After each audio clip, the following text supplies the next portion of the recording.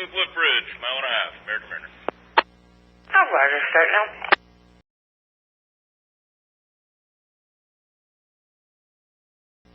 Minnesota Slip, this is Hooker 4, outbound. Book area for you, Cap. Munson, Duluth Aerial Bridge. We're approximately 2 miles out if you're going to hold her up. Watch yours. Bridge, this is Hooker 4. I'm just about to the Blue Bridge. Can I catch this lift? I'll hold up for the John G Munson as well. Roger that.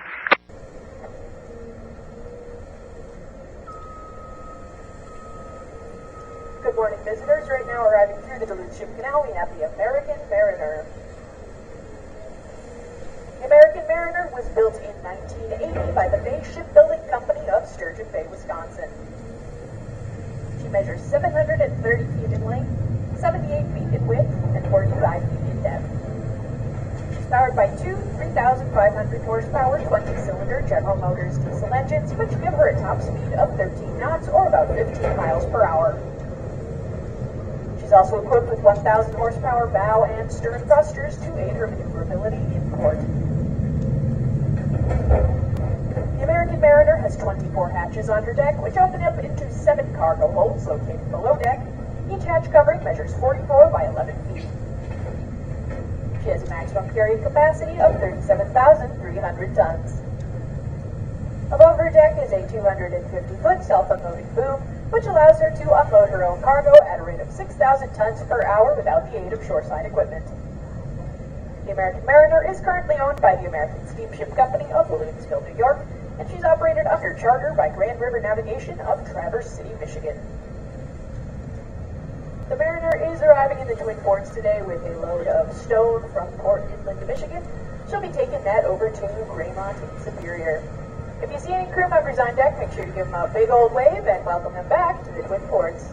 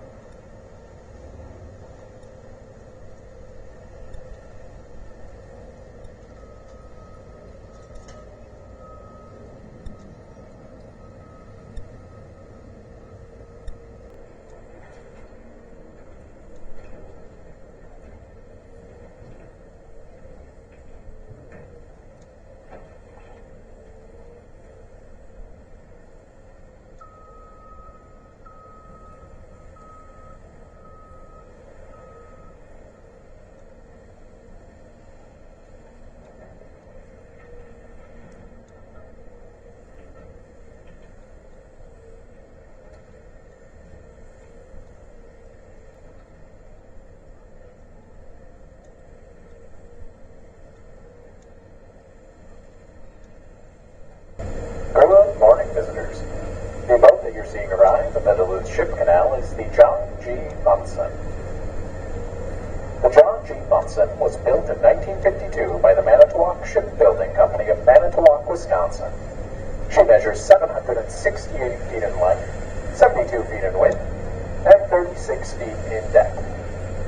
She is powered by a single 8,000 horsepower, 6-cylinder, 6M43 Mack diesel engine, which gives her a top speed of 14 knots, or about 16 miles per hour. She is also equipped with bow and stern thrusters to aid maneuverability in port. The Munson has 22 hatches on deck, which open into 7 cargo holds below. Each hatch covering measures 48 feet by 17.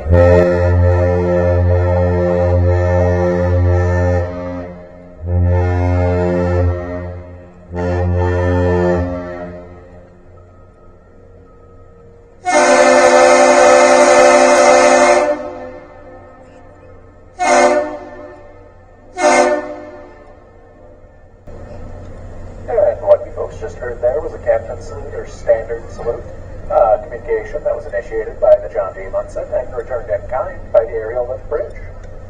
The John John G Munson has a maximum carrying capacity of 25,600 tons, and above deck is a 250-foot self-unloading pool, which allows her to unload her own cargo at a rate of 5,600 tons per hour without the aid of shoreside equipment.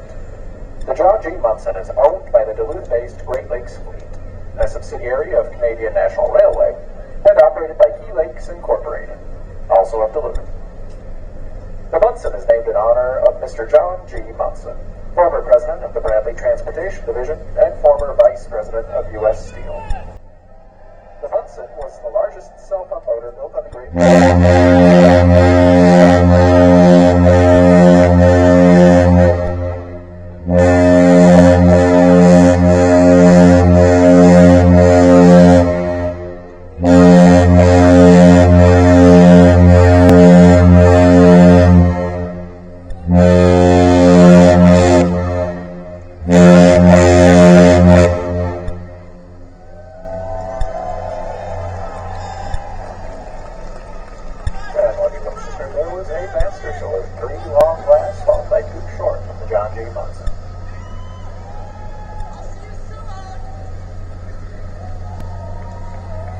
The John G Munson was originally built to transport limestone for the Bradley Transportation Line, separate from U.S. Steel's main ore fleet.